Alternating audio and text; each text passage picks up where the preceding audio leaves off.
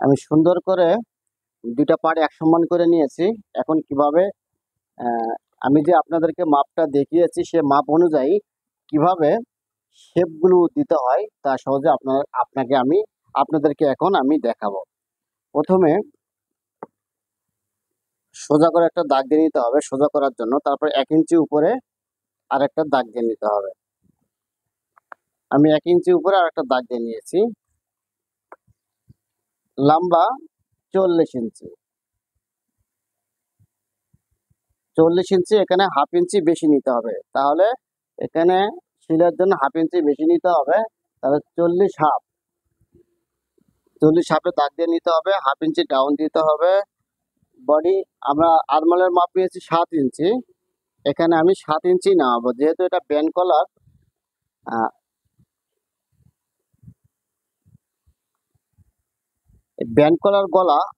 Band collar kameez কিভাবে cutting করতে হয় এবং গলা কিভাবে কাটিং করতে হয় সহজে আপনার সাথে আমি এখন আপনাদেরকে সহজে দেখাবো, যাতে আপনারাও এই সিস্টেমে ব্যান্ড গলা কাটিং করে নিতে পারেন। 7 ইঞ্চি নামিয়েছি, যা আছে 7 নামিয়ে নিয়েছি।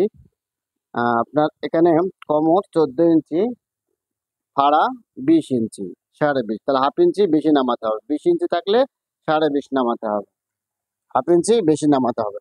তারপরে সোজা করে সুন্দর করে এই দাগগুলো টেনে নিতে হবে। অবশ্যই দাগগুলো সোজা হতে হবে, এখানে চিকন মোটা বা আঁকা বাঁকা করা কোনোভাবেই যাবে না। এখানে গলা ব্যান্ড কলার হবে। এখানে দিব বডি 35 ইঞ্চি, এখানে দিব 3.5 ইঞ্চি। শোল্ডার সবসময় ব্যান্ড কলারের যে কাটটা, এটা শোল্ডারটা বা কাট এটা সবসময় বড় হবে নর্মাল গলার চেয়ে। এখানে দিব 15 ইঞ্চি, 7.5, সরি এখানে দিব 14 ইঞ্চি। যেহেতু 35 ইঞ্চি বডি, 14 ইঞ্চি দিলে এনাফ।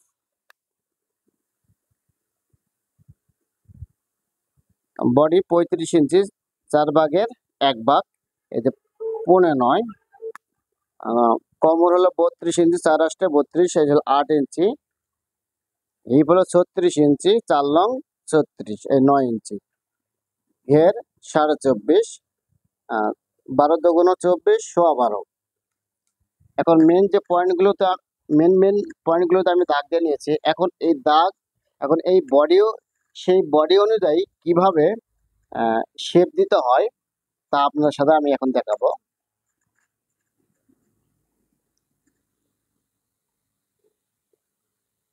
যেহেতু এটা 35 ইঞ্চি বডি, সেক্ষেত্রে আমি শেপ কাটটা কিভাবে ধরছি আপনারা ফলো করবেন, কারণ এই শেপ কাটটা অতি গুরুত্বপূর্ণ। আপনার এই শেপ কাটটা অনুযায়ী সেই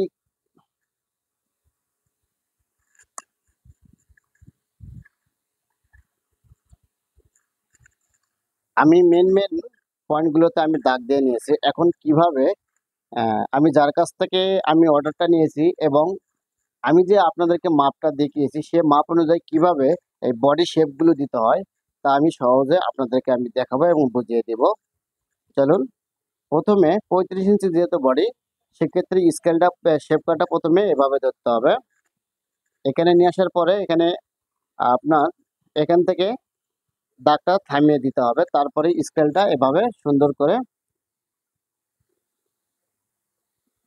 ঘুরে নিতে হবে, ঘুরে দিয়ে শেপটা দিতে হবে। তারপরে সুন্দর করে এভাবে আমি এখান থেকে নিয়ে এসে এখানে থেমিয়েছি।